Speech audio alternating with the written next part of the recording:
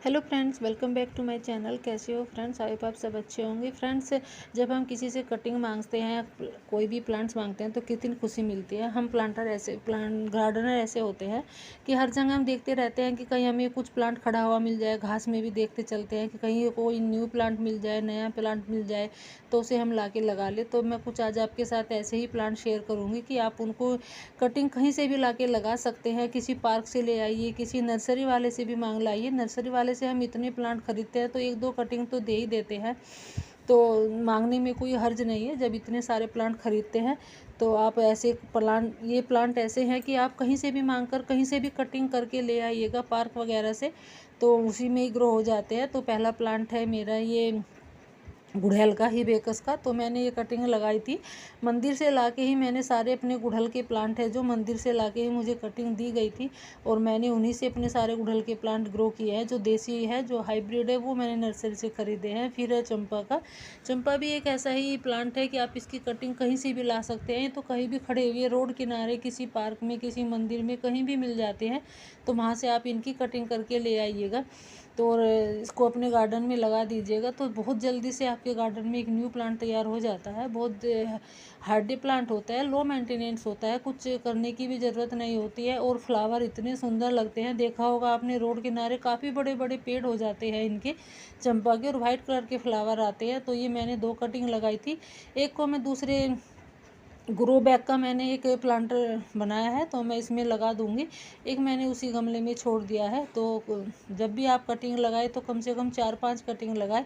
फिर है ये टेक्सास सेज का, तो इसकी भी मैं कटिंग लगा रही हूँ। ये भी कटिंग से तैयार हो जाता है। बहुत हार्डी प्लांट होता है, और बारिश का तो इसको राजा ही कहा गया है, क्योंकि बारिश में इस टाइम इतनी फ्लावरिंग होती है इस पर। ये सीज़न इसके लिए इतना अच्छा होता है कटिंग के लिए भी। तो ये भी आप कहीं से कटिंग करके ला सकते हैं। वैसे तो ये कहीं नर्सरी में ही मिलेगा आपको। नर्सरी से अगर ख़रीदना चाहते हैं तो 70-80 रुपये का मिल जाता है। और अगर कटिंग भी आप ले आएंगे तो बहुत ईजिली से ग्रो हो जाएगी। बस कटिंग लगाते समय आपको थोड़ा एलोवेरा जेल या रूटीन हार्मोन्स होता है वो लगाना ज़रूरी होता है, क्योंकि अभी फंगस लगने का भी बहुत डर रहता है। तो एक ये फ्लावर प्लांट है, इसमें पिंक कलर की फ्लावर प्लांट है। इसकी मैं कटिंग रोड किनारे से ही लेके आई थी। ये रोड किनारे बहुत खड़े रहते हैं, छोटे छोटे पत्तों के होते हैं, और छोटे से ही फ्लावर आते हैं इस पर। तो इसकी मैंने कटिंग लगाई थी, तो काफ़ी बड़ी कटिंग लेके आई थी। रोज़ 2-3 कटिंग लेके आई थी, तो उनमें से एक कटिंग मेरी हो गई है ये, और मैंने इसको भी प्लांटर में शिफ्ट कर दिया है। तो आप भी ऐसे कटिंग लगा सकते हैं। और ये है हार श्रृंगार के मेरे 3 से 4 प्लांट रेडी हो चुके हैं, कटिंग से ही मैंने किए हैं। पिछली बार एक और मैंने कटिंग शेयर की थी, ये दूसरा है जो मैंने कटिंग लगाई थी। तो इसको भी मैं दूसरे प्लांटर में अब शिफ्ट कर रही हूँ। ये भी मेरी अच्छे से ग्रो हो गई है। तो आप हार श्रृंगार को भी कटिंग कर से लगा सकते हैं, कहीं से भी ला सकते हैं। हार श्रृंगार का प्लांट भी बहुत जगह ऐसा खड़ा रहता है, तो आप वहाँ से कटिंग करके ले आइए।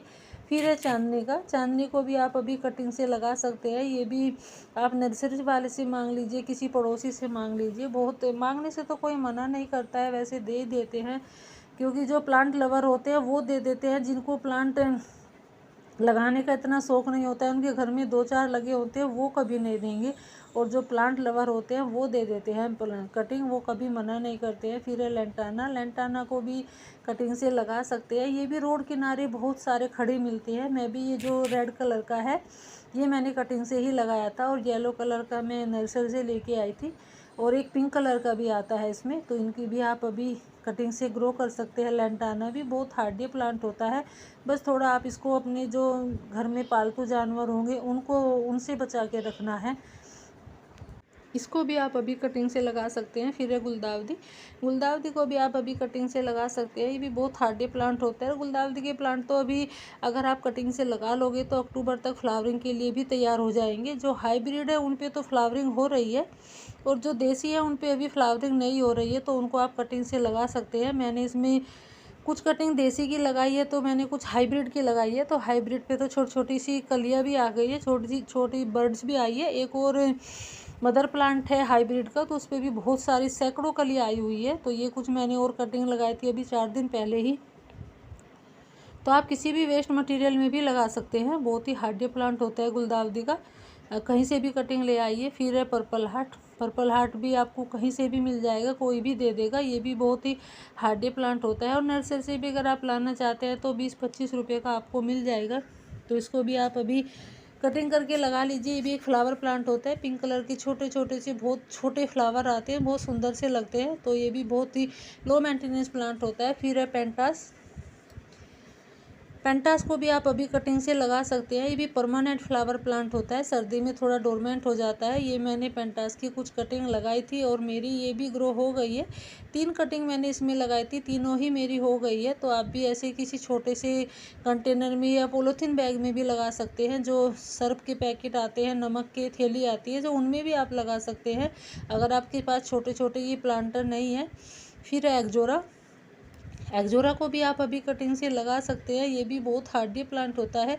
ये मैंने कटिंग से ही ग्रो किया था, बट किया था मैंने ये हाँ मैंने ये सर्दी से पहले ही मैंने शायद किया था। इसको काफ़ी टाइम हो गया और बहुत ही स्लो ग्रो करता है। तो आप भी इसको कटिंग से लगा सकते हैं। मैं तो कटिंग लगा के इसकी भूल ही गई थी। बहुत टाइम बाद देखा मैंने, इसमें जब लीव्स निकल के आई, किसी दूसरे ऐसे प्लांटर में लगा रखा था मैंने, फिर मैंने इसमें शिफ्ट किया था। ये तो बहुत हार्डी प्लांट होता है। फिर है अडेनियम। अडेनियम थोड़ा महंगा आता है बट लो मेंटेनेंस होता है। पानी देने की बिल्कुल भी ज़रूरत नहीं होती है। फुल सनलाइट में जितना रखोगे उतना ही अच्छे से ग्रो करेगा। तो अभी भी इसकी भी आप कटिंग लगा सकते हैं। कहीं से अगर आपको कटिंग मिल जाती है, कहीं से मांग भी लेते हैं नर्सरी से, तो ये बहुत महंगा आता है। कम से कम 250-300 रुपये का प्लांट मिलता है नर्सरी से अडेनियम का। तो ये मैंने कुछ कटिंग लगाई थी। तो आप भी ऐसे अडेनियम की कटिंग लगा सकते हैं। अपने मदर प्लांट से ही लेके आप ढेरों प्लांट बना सकते हैं कटिंग करके लगा के। तो आप ऐसे इनकी भी कटिंग लगा लीजिए। बहुत ही लो मेंटेनेंस प्लांट होता है और बहुत सुंदर भी लगते हैं। और फिर है हमारा सदाबहार विनका। तो सदाबहार विनका के ये सीड्स गिर गए होंगे इसमें, तो कितने सारे सीड्स उग आए हैं। क्योंकि सीड्स जब भी अपने आप पक जाते हैं तो झड़ते रहते हैं, तो अपने आप ही उग जाते हैं। वैसे कटिंग से भी ग्रो हो जाता है सदाबहार विनका।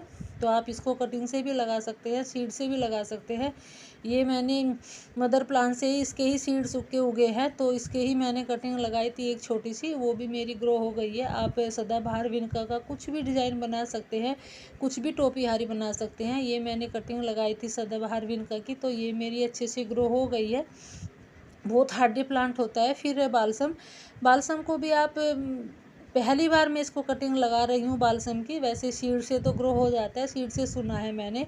अब देख रही हूँ, पहली बार मैं कटिंग लगा रही हूँ, देख रही हूँ कटिंग होती है नहीं। तो मैंने इसकी 3 कटिंग ली है। पेंसिल साइज़ की आपको कटिंग लेनी है और थोड़ा इसमें तिरछा कट लगा लेना है नीचे। और एलोवेरा जेल तो ज़रूरी लगा लेना है। अगर कटिंग से होता है बालसम का प्लांट तो मुझे कमेंट करके बताइएगा। मैं तो पहली बार ही लगाई हूँ, देखती हूँ होता है कि नहीं। तो फिर है क्लांचो। क्लांचो को भी आप अभी कटिंग से लगा सकते हैं। बहुत ही हार्डी प्लांट होता है क्लांचो का भी। और आप इसको एक पत्ते से भी उगा सकते हैं। अभी आप इनको कटिंग से लगा लोगे तो अक्टूबर तक ये फ्लावरिंग के लिए तैयार हो जाएंगे। सर्दी में भर भर के फूल देने वाला प्लांट होता है। 2 तरह की वैरायटी आती है, एक देसी होती है, एक छोटे फ्लावर वाली होती है, इसमें बहुत सारे कलर आते हैं। फिर है हमारा बेबी सनरोज। बेबी सनरोज को भी आप अभी कटिंग से लगा सकते हैं। कहीं से कटिंग मिल जाती है आप इसकी, आप ले आइए।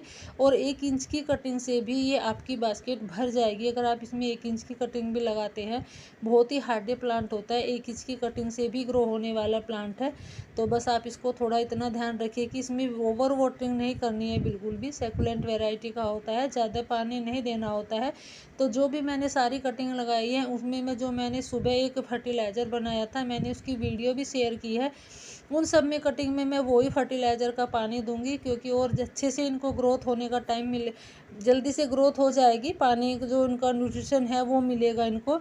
तो आप मधुमालती को भी अभी कटिंग से लगा सकते हैं। ये भी बहुत ही इजीली ग्रो होने वाला प्लांट होता है और बहुत सुंदर भी होता है। अभी इसका सीजन भी है, फ्लावरिंग का भी सीज़न है और इसका कटिंग से लगने का भी सीज़न है। तो आप इसको भी कटिंग से लगा लीजिए। और बस थोड़ा इतना ध्यान रखना है कि कटिंग लगा के आपको धूप में नहीं रखना है इनको। कटिंग जो भी कटिंग आप लगाते हैं हमेशा आपको सेमी शेड में रखना है, ज़्यादा बारिश में भी रखना नहीं है। क्योंकि ज़्यादा बारिश से, ओवर वाटरिंग से भी उनकी रूट्स गलने लगती है, क्योंकि उनमें इतनी रूट्स तो बनी नहीं होती है। ये मैंने कटिंग लगाई थी मधुमालती की और ये भी मेरी ग्रो हो गई है, क्योंकि इनमें रूट्स इतनी बनी नहीं होती है। एक डंडी तो हम कटिंग से लगाते हैं तो वही अगर इसमें ज़्यादा पानी हो जाएगा तो वो गलने का डर रहता है उसका। और जो बड़ा प्लांट होता है उसमें अगर थोड़ा बहुत पानी एक्स्ट्रा हो भी जाता है तो वो फिर भी सहन कर लेता है, इतना नहीं ख़राब होने के चांस रहते हैं उसके। फिर है मोसरोज। मोसरोज को भी आप अभी कटिंग से लगा सकते हैं। ये भी बहुत हार्डी प्लांट होता है, परमानेंट प्लांट होता है। सर्दी में डोरमेंट हो जाता है बट फरवरी मार्च में अपने आप ही फिर से उग आता है। बस इसको थोड़ा पानी दे दीजिएगा, फरवरी मार्च में अपने आप ही उग आता है। तो इसको भी आप अभी कटिंग से ग्रो कर सकते हैं। कहीं से भी मिल जाती है इसकी कटिंग, तो कहीं से भी ले आइएगा, 1-2 इंच की ही। फिर है मैक्सिन पिटोनिया। इसको भी आप अभी कटिंग से लगा सकते हैं। सीड से भी ग्रो हो जाते हैं, तो अपने आप ही उगते रहते हैं। इनके सीड्स पक जाते हैं तो अपने आप ही ये उग आते हैं। तो वीडियो कैसी लगी मुझे कमेंट करके बताइएगा, और बालसम का बताइएगा कि कभी कटिंग से होता है क्या। तो शेयर भी करिएगा, लाइक करिएगा। Thank you.